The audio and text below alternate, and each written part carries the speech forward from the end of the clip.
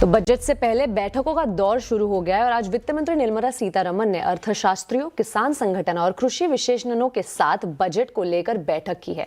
बैठक में अर्थशास्त्रियों ने इन्वेस्टमेंट बढ़ाने पर जोर दिया, तो वहीं किसानों ने प्रोसेसिंग यूनिट को बढ़ावा देने के साथ प्रधानमंत्री फसल बीमा योजना में बदलाव करने की मांग की है। इस पर ज्यादा जानकारी के लिए बात करते हैं संवाददाता आलोक प्रियदर्शी से। आलोक, अर्थशास्त्रियों और किसान संगठनों ने क्या सुझाव दिया है वित्त मंत्री निर्मला सीतारमण जी को?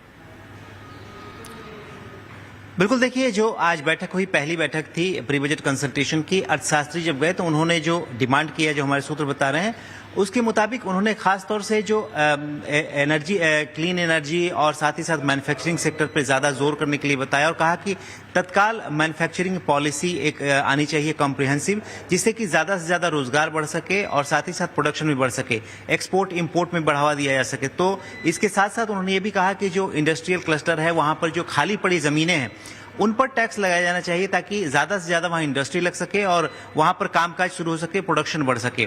इसके अलावा उन्होंने ये भी कहा कि जो इन्वेस्टमेंट है, प्राइवेट इन्वेस्टमेंट खासतौर से बढ़ाने के लिए सरकार को ज़्यादा प्रयास करना चाहिए। साथ ही साथ जो राजकोषीय घाटा यानी फिस्कल डेफिसिट को काबू में रख के इंफ्रास्ट्रक्चर पर लगातार जोर देने की जरूरत है।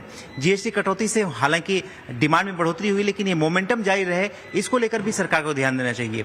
वहीं अगर हम बात करें किसान संगठनों की, तो किसान संगठनों का जो फोकस था वो खास तौर से इस बात को लेकर था कि उनकी डिमांड ये थी कि जो एमएसपीज हैं, एमएसपी से बहुत ज़्यादा एक तरह से कह सकते हैं कि दाम ज़्यादा हो चुके हैं, लिहाजा सरकार को इंपोर्ट ड्यूटी पर तत्काल रोक लगाया जाना चाहिए। साथ ही साथ उन्होंने कहा कि जो फसल बीमा योजना है, ये इसको एक बार रिवैम्प करना चाहिए और खासतौर से चूंकि इसमें सरकार ही करीब 90% फाइनेंस करती है, तो इसकी जगह पर किसानों को जो फसल का नुकसान हो उसका सीधा एक तरह से नुकसान की भरपाई करने की व्यवस्था की जानी चाहिए। इसको एक बार